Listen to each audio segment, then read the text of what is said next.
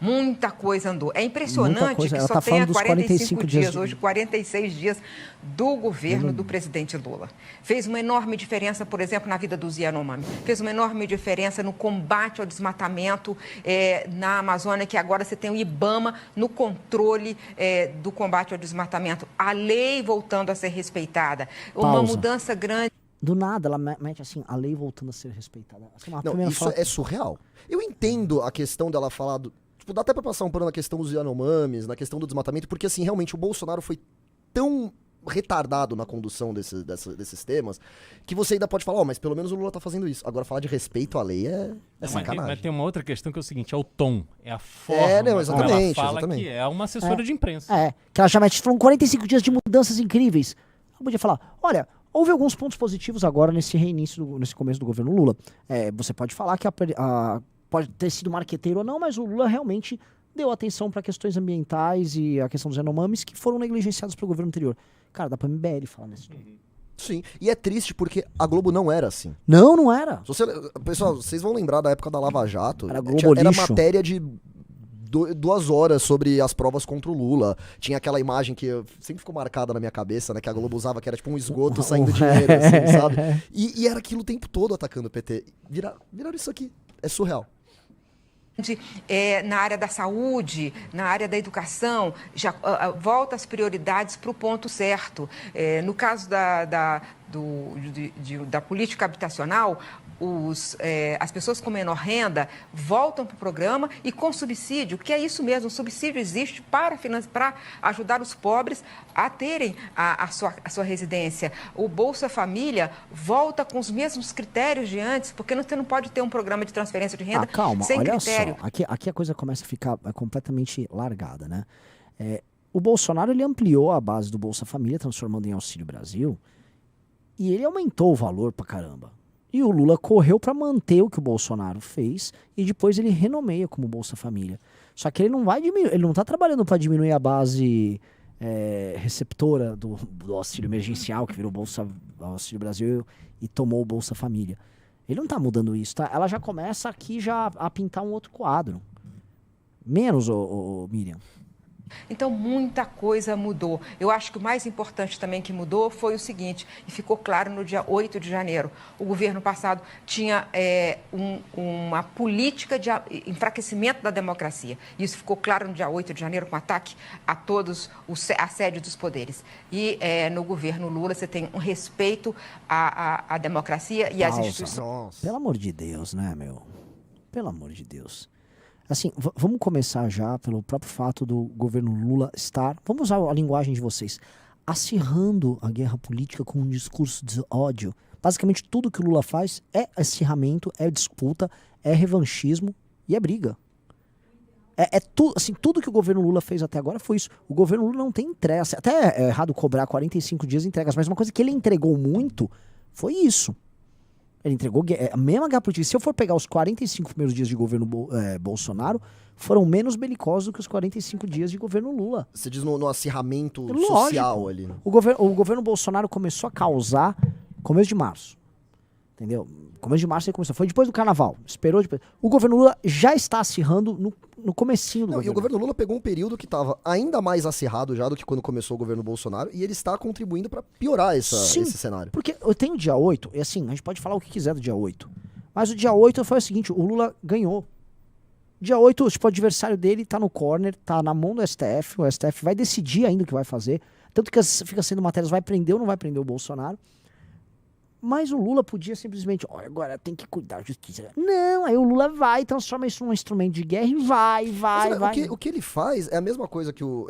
Qual deputado que tava falando um pouquinho agora? Esqueci o nome. Zé Neto. É a mesma coisa que ele fez. Ele vai usar o dia 8 como uma oportunidade pra dizer que todos os adversários dele são golpistas. E é tipo assim, você não tá comigo é porque você é um daqueles que estava apoiando o dia 8. Ele tentou mandar essa no Kim ali. Ele mandou essa no Kim. A Miriam então tá meio que mandando essa agora, porque ela tá dizendo assim, olha, diferente do pessoal do dia 8, o PT é muito democrático. E olha que bacana. Vai ser isso por muito tempo ainda. E é uma fala, esse aqui é um vídeo aí, não sei de quantos segundos, acho que é de é o que? 1 minuto? Tem 45 segundos. Não. 1 minuto e 45 segundos. Assim, o que acontece? A partir da metade do vídeo, ela começa a falar só disso. Então, ela tá falando das grandes entregas, da grande mudança. Você vê que, a não sei que ela venha com um tema novo, o tema que ela mais está perdendo tempo não é sobre entrega alguma do governo Lula, é falar que o Lula é um grande defensor da democracia. É tipo assim, nossa, mudou muito, agora eu estou me sentindo muito mais numa democracia. Vocês não estão também, pessoal? E a construção desse pacto. Então, acho que um mês e meio aconteceu muita coisa no governo olha Lula, a carinha muita feliz. coisa para melhor. Combate, por exemplo, ao armamento descontrolado. Enfim, a lista é grande e meu tempo até já acabou, Ana Paula. Nossa o armamento descontrolado nunca nem aconteceu. O Bolsonaro foi criticado por isso, por alguns apoiadores. Não, mas assim... Tem crédito pra estourar o tempo aqui, Miriam. Obrigada, viu? Ai, Miriam. Ai, Miriam, sua fofa. Você tem crédito pra falar bem do Lula por 10 minutos se quiser aqui. Nós ganhamos um crédito. Você é vítima da ditadura, Miriam. Você pode falar o que você quiser. Ai, sua louca. A Miriam, completamente senil, né? Ela tá falando mal pra caramba. Mal. Ela sempre falou mal, mas tá pior. E aí ela manda esse troço, assim, olha, podia falar mais aqui sobre esse governo, mas não tenho tempo. Ai, que a Globo virou? A Globo tá no bolso do cara. Sim, filial da Secom. É uma coisa impressionante. Porque não é o que ela está falando, como a gente disse. O tom que ela fala do começo ao fim, nesse quase 2 minutos de fala, é o tom da propaganda. Ela está fazendo publicidade do governo, que é algo que se afasta por completo do papel de um jornalista e afasta por completo o papel de uma emissora de TV. O maior veículo de imprensa do Brasil. Exato. Não há nada de concreto que ela possa dizer ali de uma transformação. Teve o evento dos Yanomamis. Ok, isso foi um fato amplamente coberto por toda a imprensa. Não há ninguém que olhe aquelas cenas e não veja ali realmente um descaso absoluto. As responsabilidades precisam ser apuradas. Agora, dizer que o governo é transformador, que o Brasil já é um outro Brasil. Que é isso? Com 18 reais de aumento no salário mínimo, com a promessa de isenção do imposto de renda até 5 mil reais, que virou 2.500, e com uma série de frustrações, uma série de migués, um ministério completamente fraco, o ministro da Economia completamente perdido. Que isso? É assim, realmente muito louco. Ô, Beraldo, e assim, mesmo que fosse o caso do governo PT ser assim um governo composto por pessoas honestas, capazes, esforçadas por transformar um Brasil melhor, não dá pra fazer um comentário desse em 45 dias, entendeu? Não seria possível. É uma forçação em vários níveis, em várias camadas, entendeu? Não, é assim, faz parecer que os problemas brasileiros são absolutamente simples e que realmente o Bolsonaro impedia que o Brasil expressasse toda a sua pujança e o seu desenvolvimento, e que agora nós fomos libertados por Lula e pronto, tá tudo funcionando. É óbvio que os nossos problemas são extremamente complexos. É óbvio que demorarão não 45 dias, mas talvez 45 anos de um trabalho bem feito para que o Brasil se transforme e extraia todo o seu potencial. Agora, cara, que papinho de aranha dessa Miriam Leitão. Sim. Uma coisa assim muito louca. E você falou uma coisa que é a base do pensamento do próprio Lula. A ideia de que o Brasil se realiza sozinho quando ele tá no poder. Você não precisa fazer nada, é só botar eu no povo e o povo come picanha e aí o Brasil tá rico. Porque ele nunca explicou direito o processo de crescimento dele. O Lula, ele viveu o boom das commodities e ele viveu um processo de bancarização e crédito de uma porção da população brasileira. E aí isso tudo trouxe ganhos para pessoas que estavam meio que fora do jogo. Mas era um processo quase inevitável. Qualquer um que fosse o presidente ia viver esse processo. Vamos dizer, se o Fernando Henrique tivesse eleito o Serra, a gente teria um período melhor naquela época do que com a eleição do Lula. Lógico. Mas o que rola ali? O Lula explica só que a gente ajudou o pobre comeu carne, e aí a economia cresceu, porque quando você ajuda o pobre, todo mundo melhora. Aí ele manda aquelas... O dono do banco fica feliz, o dono da fábrica fica feliz, todo mundo fica feliz, porque... O PT... ele vem com uma compreensão muito infantil do game, só que a gente imagina que essa compreensão ela é meramente retórica. Porque ele usa não é uma compreensão, é um discurso, na verdade. É um discurso. Só que eu acho que é uma compreensão, porque esse governo novo, ele nem sequer tenta fazer o que o governo velho fez. Porque se ele promete a picanha do governo velho, ele tinha que prometer o Meirelles do governo velho. Ele tinha que prometer a manutenção do tripé macroeconômico do governo velho. Porque as medidas econômicas mudaram se você vai entregar o que você disse era a mesma coisa que você entregou lá atrás. Né? Ele promete a picanha, mas ele não promete o mesmo meio para picanha. E na verdade o que ele está fazendo, ele está tentando entregar um tipo de política que tinha sido colocada no canto pelo PT, que era, vamos dizer, a heterodoxia econômica, que é uma política que não é de conciliação com as forças políticas lá, agora é uma mera submissão de um centrão ali e tal, e achando que vai ter os mesmos resultados, e não está tendo os mesmos resultados. É um governo muito conflituoso, é um governo que está muito diferente, porque obviamente o PT, ele nem sequer concorda com o que ele fez de certo no outro governo. Acho que assim, ele não está copiando. Se ele tivesse querendo copiar o começo do governo dele em 2003, o Beraldo pode falar com mais precisão. Tava bem melhor a situação. Sim. Né? Se ele copiasse aquele começo.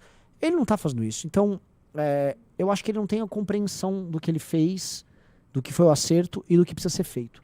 E eu acho que eles devem ter na cabeça assim, ó, se a gente ficar com aquela política de conciliação, com aquela política de ouvir os mercados, de ter ajuste fiscal, vou meter os juros mais altos agora para controlar a inflação, e nós vamos se ferrar, tá? A coisa não vai andar, então vamos fazer o que a gente realmente acredita, que esse é o ponto. Eles foram um pouco na linha que os manuaizinhos do PT preconizam.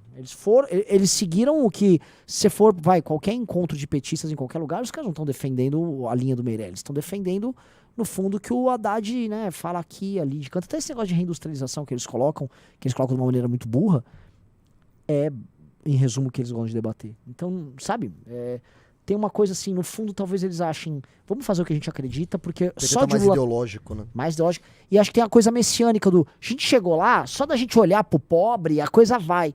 E não vai. Passo a bola aí pra vocês. E tem uma outra questão também, Renan, que é o discurso que ele faz ali quando ele tá em eventos, de que vamos diminuir o tributo do pobre e aumentar o tributo do rico. Como se ele fosse um grande inimigo dos ricos, dos patrões e tal. Mas, ao mesmo tempo, ele é o Lula que viaja no jatinho do dono da Qualicorp, que é um cara, inclusive, foi preso. Ele é o cara que vai para a Argentina com o Rubens Ometo. Ele é o cara que sempre deu vida boa para os empresários amigos do poder. Sim. Né? O Norberto Odebrecht tinha uma relação histórica com o Lula, a ponto do Lula ser chamado na lista do Odebrecht do amigo do meu pai, pelo Marcelo. É verdade. E aí tinha um amigo do meu pai. Então, ali, assim, o Lula sempre teve relação íntima com alguns empresários que sempre multiplicaram as suas fortunas durante o governo do PT. E aí você vê o seguinte, o que passa na cabeça do Rubens Ometo quando ele tem ali a primeira agenda com o empresário foi do Rubens Ometo, a primeira viagem internacional que o Lula fez foi com o Rubens Ometo, no 8 de janeiro, uma semana de governo. O Lula já estava almoçando com o Rubens Ometo no interior de São Paulo, quando teve começou o quebra-quebra, e aí ele começa a dar entrevistas pé da vida, porque estragaram o programa de final de semana dele, que era com grandes empresários. E aí, os Rubens Ometos dessa administração, os Marcelo Odebrecht dessa administração, eles olham para esse cenário, eles não estão preocupados em usar o tempo que eles têm com o presidente da República para convencer que o Lula está errado, para convencer que esse discurso de ódio vai atrapalhar. Não! Eles entendem o espírito do Lula, entendem a beligerância com que o PT e os representantes do PT estão tratando esses temas, e eles se posicionam para se beneficiarem, apesar desse discurso, apesar das medidas que vão ser tomadas, apesar de toda a política social, e o deles tem que estar garantido. Então eles vão sair com mais concessões, eles vão sair com mais linha férrea, eles vão sair com mais gasoduto, eles vão sair com mais e mais e mais e mais, a partir da máquina pública. E se ajudou o povo, se não ajudou o povo, se o povo está comendo picanha, se não está comendo picanha, dane-se para eles. Esse é o Lula. A chance de terminarmos o Lula 3 com o pobre comendo picanha e tomando cerveja, na minha visão até agora é zero. E assim, eu acho que dá pra concluir que esse governo vai fracassar miseravelmente, porque como o Renan disse, eles estão fazendo o que eles de fato acreditam.